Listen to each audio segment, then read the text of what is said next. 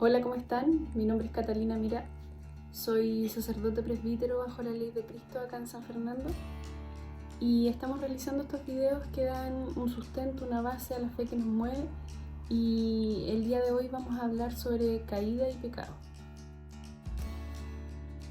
En base a lo que hablamos en el video anterior sobre que Cristo nos salvó de la caída, del pecado original, pero ¿en qué consiste esa caída?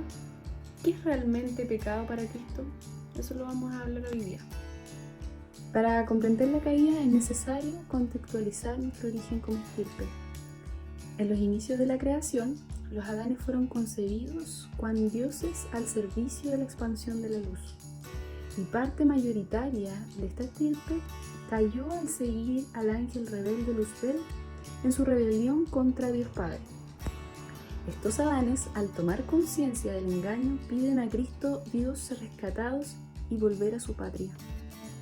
Para esto, son puestos en mundos como la tierra bajo el plan de redención que los purificara de su corrupción con el fin de que fuesen dignos de entrar nuevamente al reino original.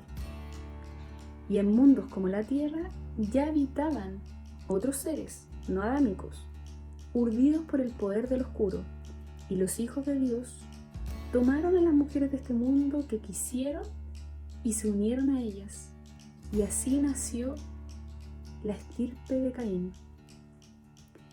Mientras que varones y mujeres de la estirpe adámica que transgredieron, pero no cayeron del todo, se unieron entre sus iguales y nació la estirpe de Abel.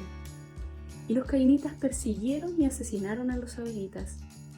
Los cainitas dominaron. Los abelitas fueron apartados por la mano de Dios y crecieron fuera del alcance del hombre dominante.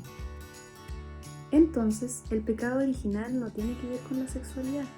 Tampoco es responsabilidad de las Evas esta caída, sino que consiste en que algunos Adanes caen de su calidad de dioses, adulteran su condición natural, uniendo gen adámico a gen demoníaco, al mezclarse con mujeres urdidas por los demonios, las Lilith, y así desobedecen, traicionan, se rebelan nuevamente ante la ley de Dios y su plan, y además exterminan a los abelitas.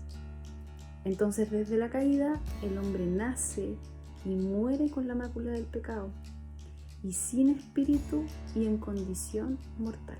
Entonces, desde los hechos de la salvación de Cristo en Jesús, que hablamos en el video anterior, esta condición cambia y ya no nacemos en pecado, sino que nos hacemos al pecado. Esto lo podemos verificar en las siguientes citas del Evangelio. Porque la ley de espíritu de vida en Cristo Jesús me ha librado de la ley del pecado y de la muerte. Esto está en Romanos capítulo 8, versículo 2. Porque el pecado no se enseñoreará de vosotros, pues no estáis bajo la ley, sino bajo la gracia. Esto está en Romanos capítulo 6, versículo 14.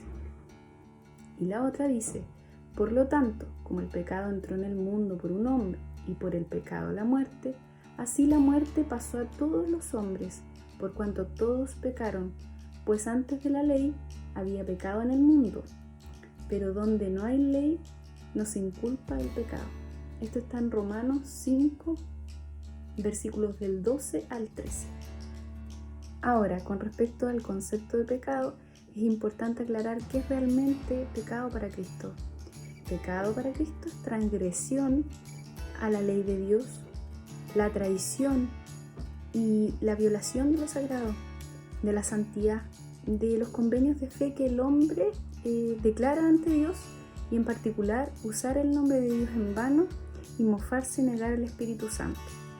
Para que el pecado exista, visto desde la mirada del reino, debe haber un grado de conciencia sobre la existencia de Dios.